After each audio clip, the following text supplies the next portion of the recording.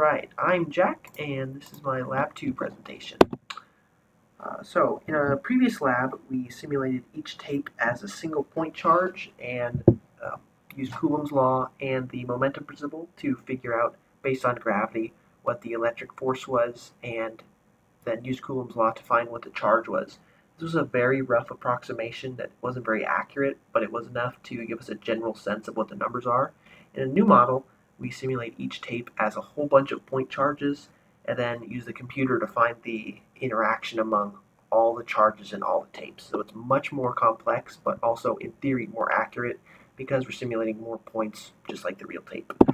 So the experiment's the same as last week, so here's just a short overview. I found the charged tape attracted to everything neutral, which makes sense. The tape was positively charged. I determined that from the interaction with a negative pen they attracted.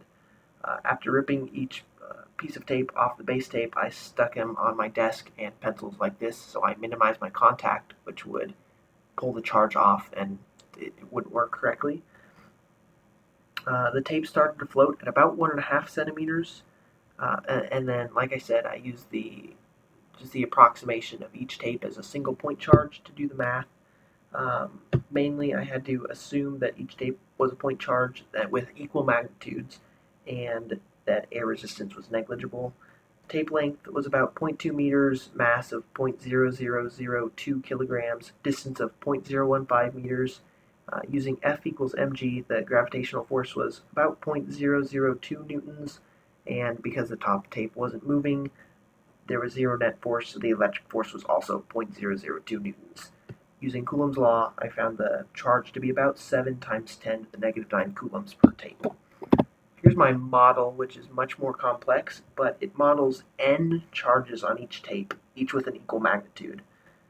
In theory, it's more accurate because the real tape has many small point charges, but there's still some assumptions I have to make.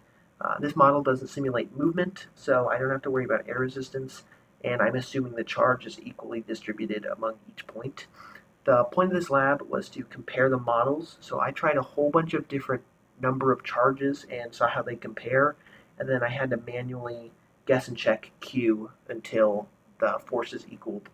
So here is what the model does. So the general idea of the code, I start by defining a couple constants, 1 over 4 pi epsilon naught, gravitational constant, mass of the tape, and then Q. This is where I just guess and check.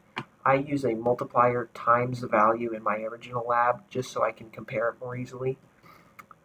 So it starts by defining each tape as a series of point charges. That's all this function here is doing.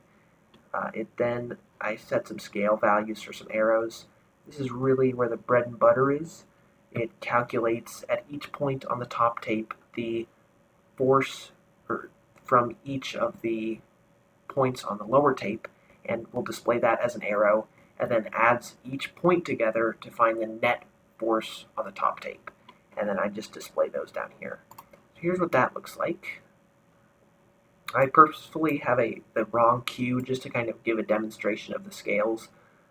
So each green arrow is the net electric field at that point due to all these points, and the white arrow is the net force on the top tape due to the electric force from the bottom, and the yellow arrow is gravity. So I found a very interesting interaction once I got going with this.